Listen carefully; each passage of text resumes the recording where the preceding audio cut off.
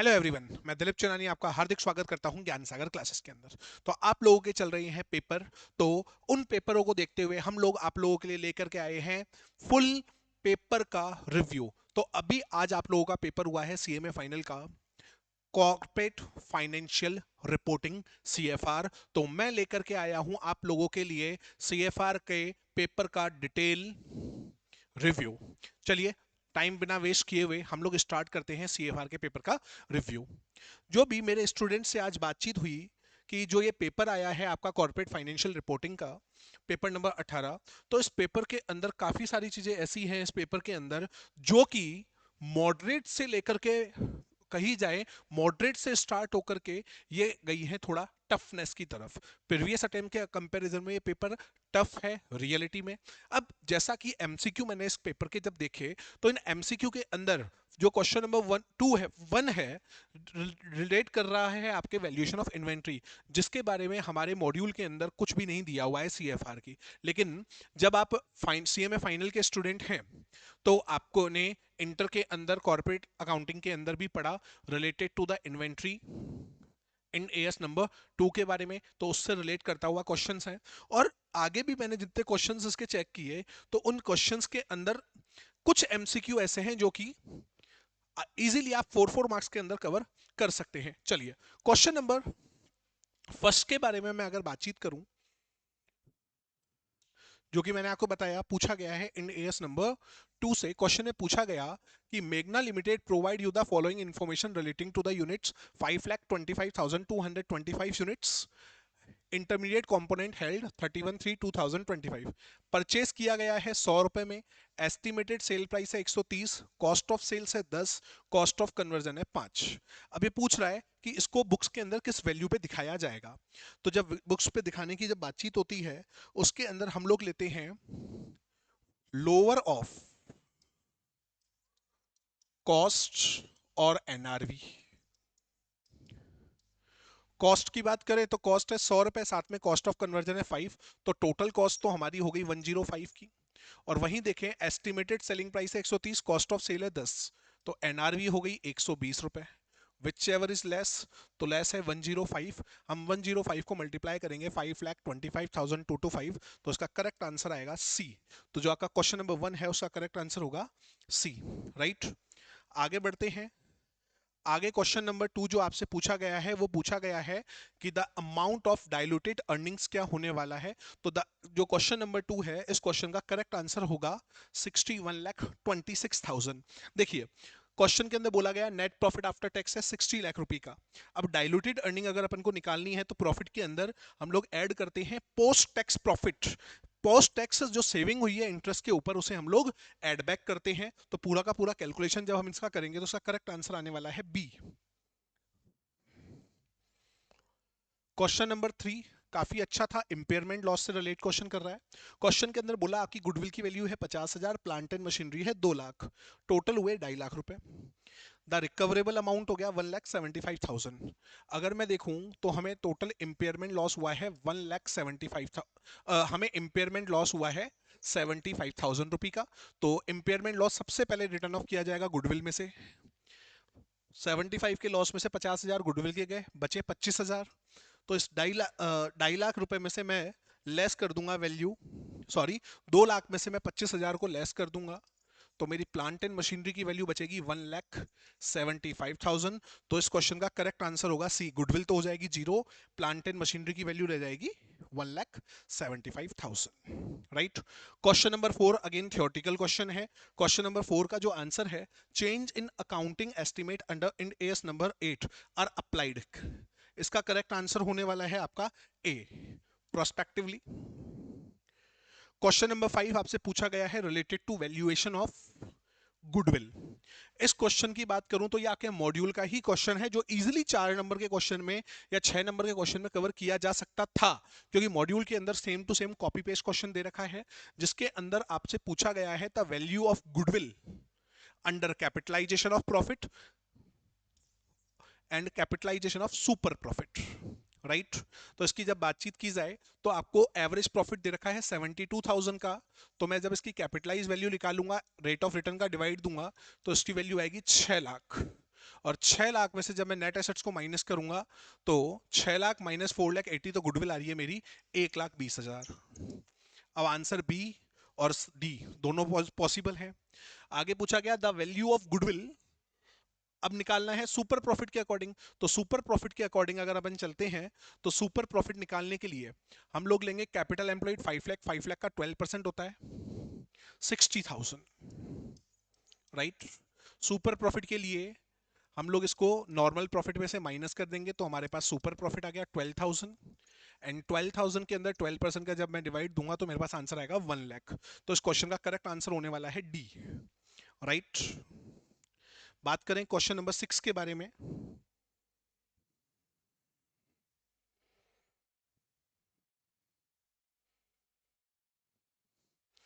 जो आपका question number 6 है ये पूछा गया है वैल्यूएशन ऑफ शेयर्स, जिसके अंदर आपको नॉशनल कॉल का अमाउंट भी दे रखा है। क्वेश्चन में बोला गया net assets at their realisable value 274.4 lakh, equity share है 10 रुपए वाले 140 लाख, तो total number of equity share हो गए देखा जाए तो 14 लाख।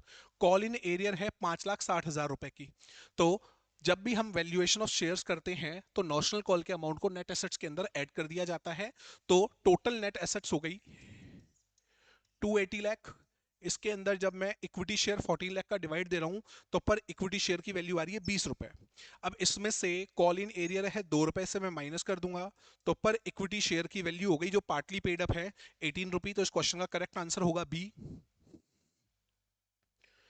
यहां पर आप लोगों से पूछा गया है value of goodwill and value of gain on bargain purchase. Question number 7 के बारे में बातचीत हो रही है। महेश लिमिटेड ने 80% शेयर अक्वायर्ड किया है 500 लाख के अंदर, तो परचेज कंसीडरेशन होगा आपका 500। The fair value of NCI आपको 125 लाख दे रखी है। The fair value of subsidiary net identifiable net assets की वैल्यू है 650।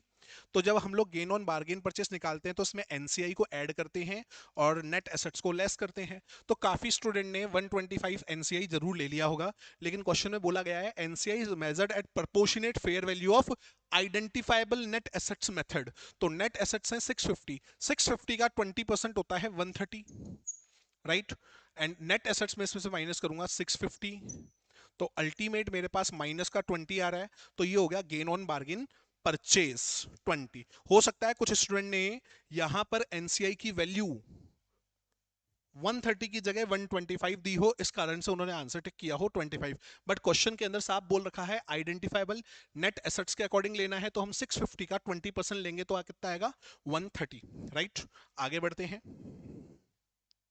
अगेन क्वेश्चन आप लोगों को देखने को मिल रहा है 103 से टोटल परचेज कंसीडरेशन की वैल्यू आप लोगों से पूछी गई है। बोल रहा है on October 1 Urns limited acquired 80% Jupiter limited equity shares by means of share exchange of 2 shares for every 3 shares acquired. और इसके टोटल शेयर आप लोगों को दे रखे हैं 90 लाख।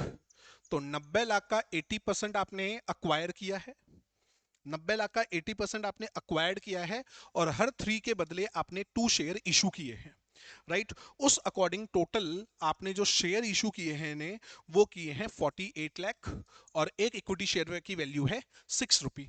तो 48 लाख को 6 से मैंने मल्टीप्लाई किया तो ये आएगा 2 करोड़ 88 लाख। सबसे पहली चीज।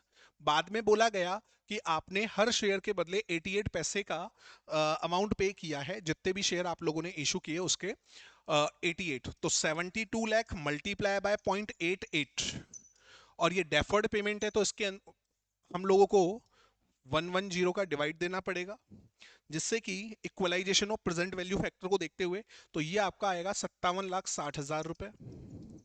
टोटल करेंगे तो इस क्वेश्चन का करेक्ट आंसर आपका आ रहा है डी, 3,45,60,000 रुपीज का क्वेश्चन का करेक्ट आंसर होगा। Next question again theoretical. Business combination involving entity और business under common control shall be accounted by using of, जैसे ही कॉमन कंट्रोल की बात आ जाए तो आंसर हो जाएगा आपका पूलिंग ऑफ इंटरेस्ट। अगला क्वेश्चन है आपका joint arrangement and joint operations. तो ज्वाइंट ऑपरेशन और ज्वाइंट अरेंजमेंट के बारे में बात करें तो इंड एएस नंबर 111 एप्लीकेबल होता है। इसके अंदर जब कभी भी किसी भी तरीके की एसेट्स को सेल किया जाता है और उससे किसी भी तरीके का लॉस होता है तो उसको हम लोग मेजर करते हैं जस्ट वेट। ये क्वेश्चन नहीं, वेट कीजिएगा, क्वेश्चन क्या है वापस से देखते हैं एक बार।